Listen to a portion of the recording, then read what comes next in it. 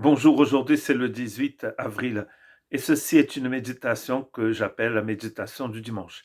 Nous avons donc médité pendant plusieurs mois les dimanches sur le thème de notre église, de l'église baptiste de la Côte Basque, la vie n'est pas un fleuve tranquille.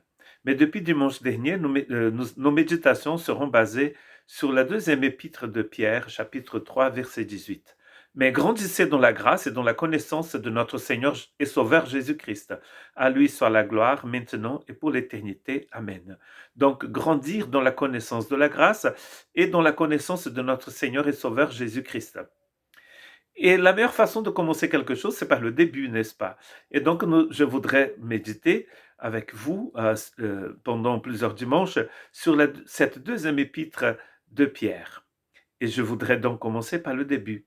Chapitre 1, verset 1. De la part de Simon-Pierre, serviteur et apôtre de Jésus-Christ, à ceux qui ont reçu par la justice de notre Dieu et Sauveur Jésus-Christ une foi du même prix que la nôtre. Donc Pierre est en train de nous dire ici que c'est lui qui écrit cette lettre et à qui il envoie cette lettre. Donc il envoie cette lettre à tous ceux qui ont la foi du même prix. Ce qui est très intéressant ici et ce qui est important de considérer quand nous voulons grandir dans la connaissance du Christ et dans sa grâce, c'est que nous devons comprendre que nous avons tous reçu une foi du même prix. Je voudrais surtout parler sur la deuxième partie de ce texte, c'est-à-dire la justice de notre Dieu et Sauveur Jésus-Christ. Parce que c'est par la justice de notre Dieu et Sauveur Jésus-Christ que nous avons reçu cette foi du même prix. Paul nous dit dans Éphésiens chapitre 2 que la foi est un don de Dieu. C'est un cadeau que Dieu nous donne. Et ce cadeau nous est donné par la justice du Christ. C'est un thème extrêmement vaste et nous allons sûrement revenir sur ce thème tout au long de ces méditations, pendant tous ces mois jusqu'à peut-être à la fin de l'année.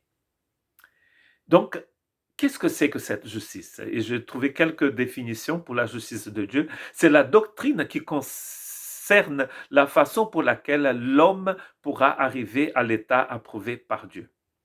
Donc, pour pouvoir devenir cet homme approuvé par Dieu, nous allons donc devoir connaître cette justice. C'est par la justice de Dieu que nous pouvons devenir cet homme que Dieu et cette femme que Dieu veut que nous soyons. La justice de Dieu, c'est l'intégrité, c'est la vertu, c'est la pureté dans la vie. C'est une façon correcte de penser, une façon correcte de sentir, une façon correcte d'agir. C'est de marcher comme Dieu marche, penser comme Dieu pense. C'est de vivre comme Dieu vit. Moi, je dis souvent à nos élèves ici à l'Église, aux disciples du Christ, que si le mal, si l'enfer et la mort, c'est de vivre sur Mars, la justice de Dieu, c'est de vivre sur cette planète où il y a de l'oxygène. La justice de Dieu, c'est là où on peut respirer comme Dieu respire. Vivre, agir et faire et travailler comme Dieu le fait. Nous ne pouvons pas grandir dans la connaissance du Christ basée sur nous-mêmes, sur ce que nous sommes. Ce n'est pas parce que nous sommes grands, petits, beaux, intelligents, riches, pauvres. Ce n'est pas parce que nous avons une religion que nous pouvons grandir dans la connaissance du Christ. Nous ne pouvons grandir dans la connaissance du Christ si nous vivons, si nous agissons, si nous pensons comme pense le Christ. Et pour cela, nous avons besoin justement de cette clé que Pierre appelle ici une foi du même prix.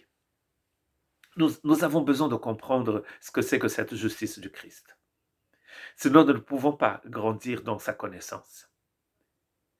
Nous comprenons bien que c'est un cadeau de la part de Dieu. D'ailleurs, il va parler dans le verset 2 de la grâce de Dieu. Comment cette grâce grandit dans notre cœur. Et c'est dans notre thème aussi, parce que c'est grandir dans la grâce et dans la connaissance du Christ.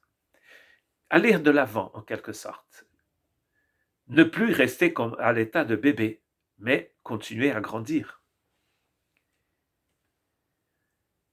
Nous pouvons donc recevoir cette foi unique par cette justice du Christ. Et selon Paul, dans Romains chapitre 1, verset 17, la justice de Dieu est révélée dans l'Évangile. C'est l'Évangile, c'est la bonne nouvelle qui parle du Christ, C'est cette bonne nouvelle qui manifeste la justice de Dieu. C'est par l'évangile que nous allons pouvoir connaître cette justice du Christ.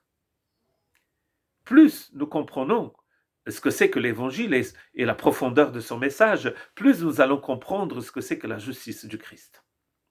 Cette façon pure, cette façon intègre, cette façon parfaite de penser, d'agir, de vivre, de marcher, comme va dire Paul aux Colossiens, que nous devons marcher d'une façon digne du Christ Jésus. C'est-à-dire nous devons marcher dans sa justice. La bonne nouvelle, c'est que Paul nous déclare que Jésus est devenu, nous recevons cette justice par l'œuvre du Christ Jésus. Cette foi que nous recevons par la justice du Christ, elle ouvre toutes les portes qui sont fermées et qui devraient être ouvertes. Elle ouvre les cieux, elle nous ouvre les cieux. Quand nous prions, nous pouvons nous approcher de Dieu, comme dit Hébreu, sans avoir peur, avec assurance, grâce à la justice du Christ, grâce à l'œuvre du Christ à la croix, n'est-ce pas? Elle ouvre nos yeux pour que nous puissions voir l'invisible. Cette foi qui vient par la justice du Christ ouvre les portes de la grâce aussi pour nous. Nous avons accès à cette grâce grâce à cette foi que Dieu nous donne pour recevoir la grâce. La foi, c'est un cadeau de la grâce. Et la grâce nous donne accès à la foi. Et la foi, c'est un cadeau de la grâce. Et la grâce nous donne accès à la foi. Quoi que nous fassions, nous allons toujours revenir à Jésus. Toujours. Et à son œuvre pour nous. C'est pas étonnant que Jésus, en parlant à ses disciples, dit « Sans moi, vous ne pouvez rien faire. » Sans Jésus, nous ne pouvons pas aimer. Aimer comme il voudrait que nous aimions. Mais nous ne pouvons pas non plus avoir accès à cette foi. Cette foi nous ouvre les portes de la vie éternelle. Et Jésus lui-même dit qu'il est la vie éternelle. Avec nos efforts, avec notre façon de vivre, notre religion, les traditions de nos ancêtres, nous pouvons vivre une vie, ça va, ici, sur terre. Mais cela ne nous aidera jamais à rentrer dans la vie éternelle. Et nous n'allons pas vivre ici d'une manière digne du Seigneur, comme nous dit Paul. Pour cela, nous avons besoin des œuvres du Christ. Les œuvres du Christ ici, Pierre les appelle la justice du Christ. Tout ce que le Christ nous offre, tout ce que le Christ accomplit pour nous à la croix. Quand il crie « tout est accompli », qu'est-ce qui est accompli? Mais tout cela est accompli au calvaire. Et Dieu nous l'offre gratuitement. Donc Jésus, il nous ouvre les portes de la vie éternelle. Et il nous donne la capacité d'adhérer à cela. Et nous appelons ça la foi. Et ça, c'est l'œuvre de la justice du Christ. Il est lui-même la vie éternelle. Et nous ne pouvons jamais oublier que ici, il appelle Jésus notre Dieu et Sauveur. Pas seulement qu'un prophète, pas seulement qu'un homme sage. Il est notre Dieu, il est notre Sauveur. Et quand on dit qu'il est notre Dieu, c'est parce qu'il est notre Seigneur, n'est-ce pas? Aussi. Il est tout ce dont on a besoin. Donc, pour grandir dans la connaissance de la grâce, pour grandir dans la connaissance du Christ, nous avons besoin de cette foi. Mais cette foi, c'est l'œuvre de la justice du Christ Jésus, de l'œuvre du Christ Jésus. Et là, du coup, nous allons pouvoir laisser de côté tous nos fardeaux et cette culpabilité que la religion parfois met sur nos épaules. Cette lourdeur que nous avons peut-être, certains d'entre vous ont peut-être connue. Vous pouvez passer de cette lourdeur, de cette prison à la liberté des enfants de Dieu, de ceux qui reçoivent la justice de Dieu comme un cadeau. Que Dieu vous bénisse.